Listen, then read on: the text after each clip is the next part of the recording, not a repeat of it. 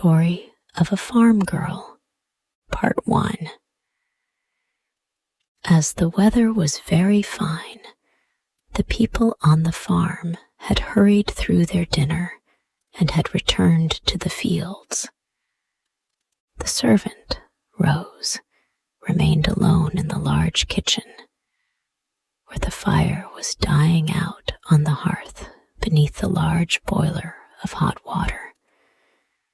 From time to time, she dipped out some water and slowly washed her dishes, stopping occasionally to look at the 2 streaks of light which the sun threw across the long table through the window, and which showed the defects in the glass.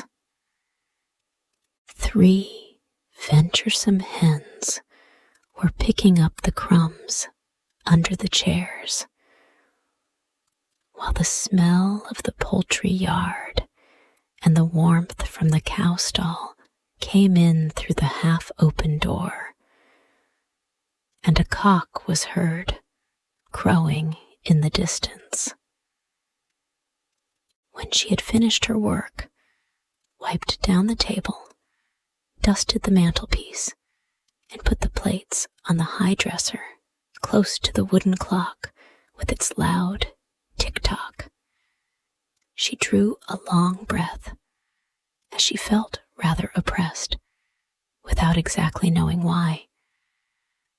She looked at the black clay walls, the rafters that were blackened with smoke, and from which hung spiders' webs, smoked herrings, and strings of onions, and then she sat down, rather overcome by the stale odor from the earthen floor, on which so many things had been continually spilled, and which the heat brought out.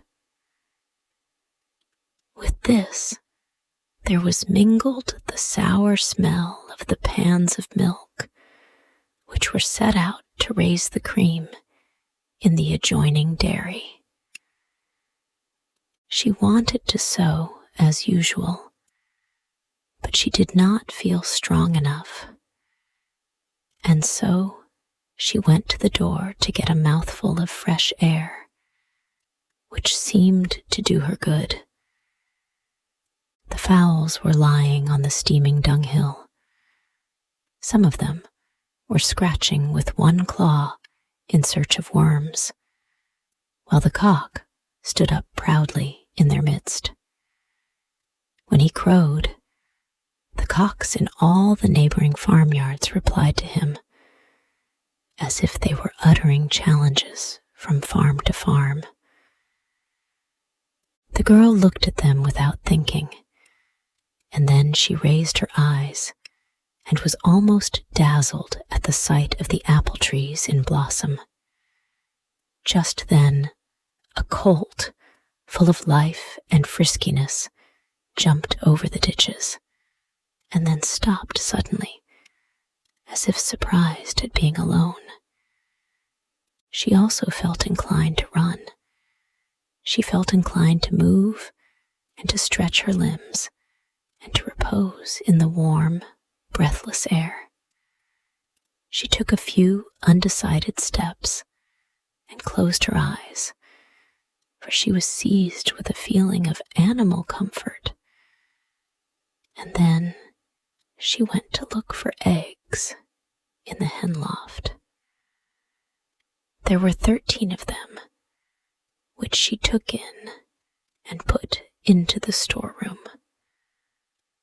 But the smell from the kitchen annoyed her again, and she went out to sit on the grass for a time. The farmyard, which was surrounded by trees, seemed to be asleep. The tall grass, amid which the tall yellow dandelions rose up like streaks of yellow light, was of a vivid, fresh spring green. The apple trees cast their shade all round them, and the thatched roofs, on which grew blue and yellow irises, with their sword-like leaves, steamed as if the moisture of the stables and barns were coming through the straw. The girl went to the shed, where the carts and buggies were kept. Close to it, in a ditch, there was a large patch of violets, whose fragrance was spread abroad, while beyond the slope, the open country could be seen, where grain was growing, with clumps of trees in places, and groups of laborers here and there, who looked as small as dolls, and white horses like toys, who were drawing a child's cart, driven by a man as tall as one's finger. She took up a bundle of straw, threw it into the ditch, and sat down upon it. Then, not feeling comfortable, she undid it, spread it out, and lay down upon it at full length on her back, with both arms under her head and her legs stretched out. Gradually her eyes closed, and she was falling into a state of delightful languor. She was, in fact, almost asleep when she felt 2 hands on her bosom, and she sprang up at a bound. It was Jacques, one of the farm laborers, a tall fellow from Picardy, who had been making love to her for a long time. He had been herding the sheep, and, seeing her lying down in the shade, had come up stealthily and holding his breath, with glistening eyes and bits of straw in his hair. He tried to kiss her, but she gave him a smack in the face, for she was as strong as he, and he was shrewd enough to beg her pardon. So they sat down side by side and talked amicably. They spoke about the favorable weather, of their master, who was a good fellow, then of their neighbors, of all the people in the country round, of themselves, of their village, of their youthful days, of their recollections, of their relations, who had left them for a long time, and it might be forever. She grew sad as she thought of it, while he, with one fixed idea in his head, drew closer to her. "I have not seen my mother for a long time," she said. "It is very hard to be separated like that." And she directed her looks into the distance, toward the village in the north which she had left. Suddenly, however, he seized her by the neck and kissed her again, but she struck him so violently in the face with her clenched fist that his nose began to bleed, and he got up and laid his head against the stem of a tree. When she saw that, she was sorry, and going up to him, she said, "Have I hurt you?" He, however, only laughed. No, it was a mere nothing. Only she had hit him right on the middle of the nose. "What a devil," he said. And he looked at her with admiration, for she had inspired him with a feeling of respect, and of a very different kind of admiration, which was the beginning of a real love for that tall, strong wench.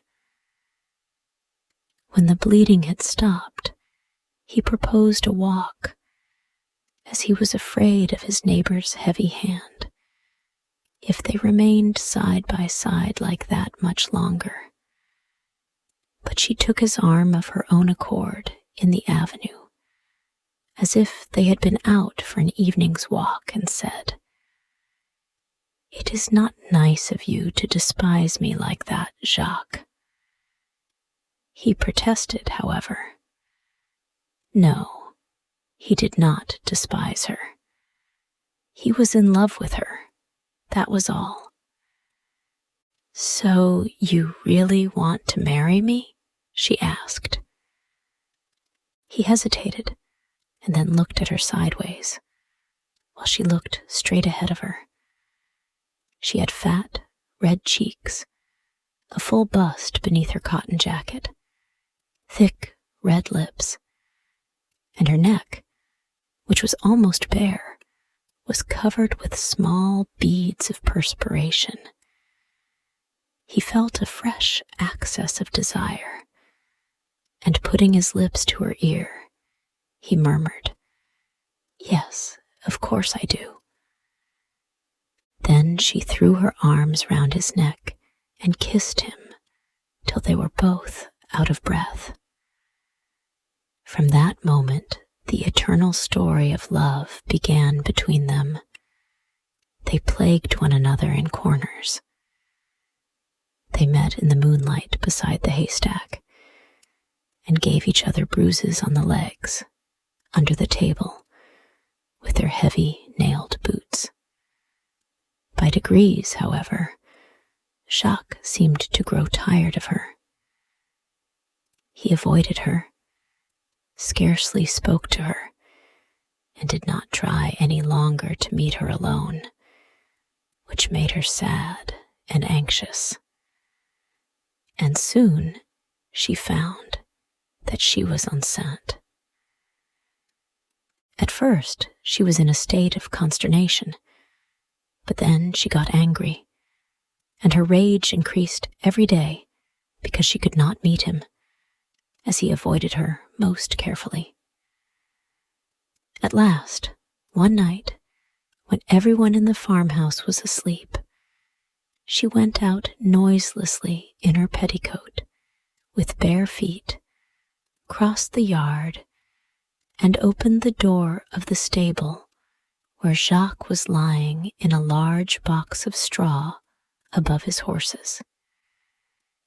He pretended to snore when he heard her coming, but she knelt down by his side and shook him until he sat up. "What do you want?" he then asked her.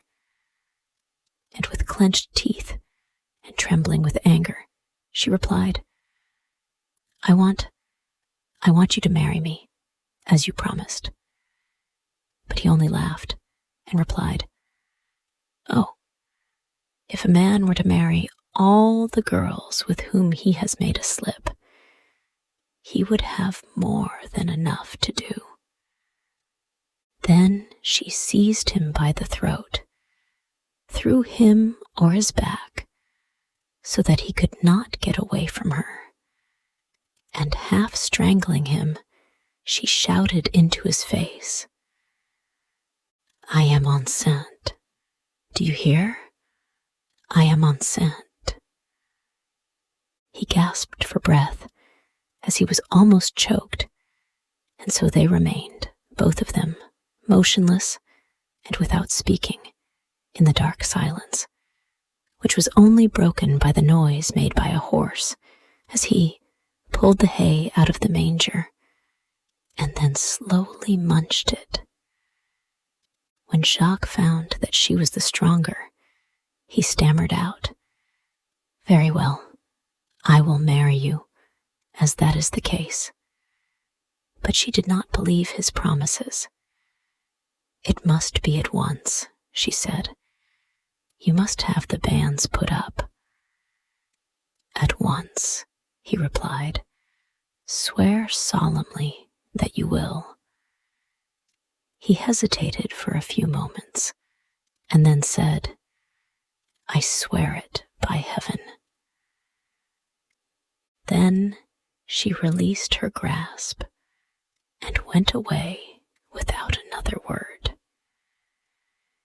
She had no chance of speaking to him for several days, and as the stable was now always locked at night, she was afraid to make any noise for fear of creating a scandal.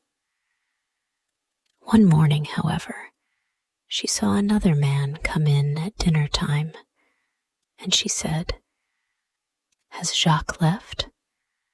"Yes," the man replied. "I have got his place."